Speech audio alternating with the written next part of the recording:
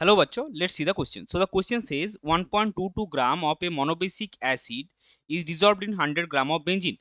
Boiling point of solution is increased by 0.13 degree centigrade with respect to pure benzene. Find the molecular mass of acid in benzene solvent in U. Report your answer after dividing it by 100 and round it off to nearest integer. और question में हमको क्या given है, Kb of benzene is 2.6 kelvin kg mole inverse. तो चलिए सबसे पहले देखते हैं इस क्वेश्चन का की कॉन्सेप्ट क्या है। इस क्वेश्चन का की कॉन्सेप्ट है एलिवेशन ऑफ बॉइलिंग पॉइंट। अभी देखिए यहाँ पे जो बॉइलिंग पॉइंट का फॉर्मूला हमको पता है वो क्या है, डेल्टा टीबी। और अगर हम लिखेंगे elevation of boiling point is given as elevation of boiling point is given as delta T B. अभी आपको लग रहा है कि सर मोनोबेसिक एसिड यहाँ पे दिया गया है तो एसिड डिसोसिएट कर सकता है, तो हमने क्यूब हेंटो फैक्टर नहीं लिया।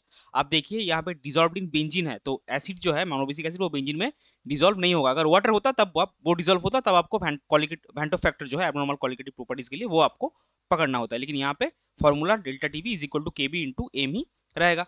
और केबी हमारे पास क्या गिवन है, KB is equal to 2.6 kelvin kg mole inverse. अच्छा, इसको थोड़ा अलग से लिखते हैं। Given Kb is equal to 2.6 kelvin kg mole inverse. और जो आपका डेल्टा टीबी है वो आपका आएगा 0.13 केल्विन। क्योंकि जो डेल्टा टीबी है बॉइलिंग पॉइंट का जो चेंज हम लोग ऑब्जर्व करते हैं, तो सेल्सियस और केल्विन स्केल में लोअर पॉइंट और हायर पॉइंट अलग होने के बावजूद भी क्या होता है, उनका जो चेंज होता है, मतलब अगर आपका टेम्परेचर चेंज 1 डिग्री सेंटीग्रेड हो रहा है तो उसका change that is equivalent to 1 kelvin. तो चेंज दोनों का सेम होता है, इसीलिए हमने delta TB is equal to 0.13 kelvin लिखा, जो कि क्वेश्चन में 0.13 डिग्री सेंटीग्रेड दिया हुआ है। तो अभी देखिए, अभी हमको 1.22 ग्राम ऑफ मोनोबेसिक एसिड दिया गया है। तो let us assume x moles of acid is dissolved.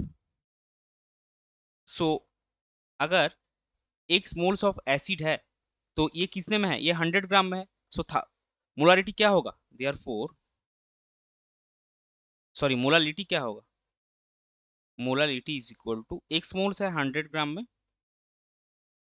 Into ये आपका आ जाएगा 1000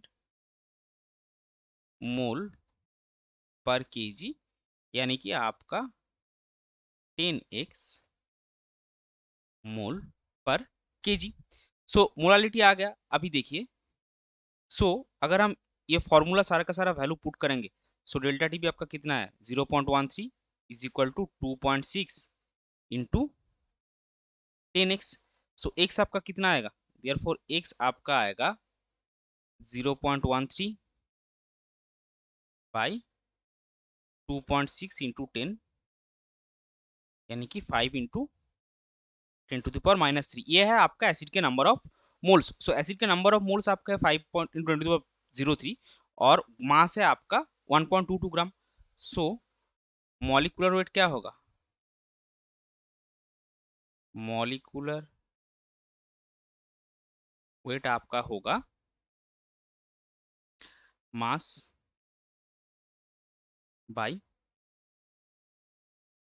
number of moles, that is equal to 1.22 by 5 into 10⁻³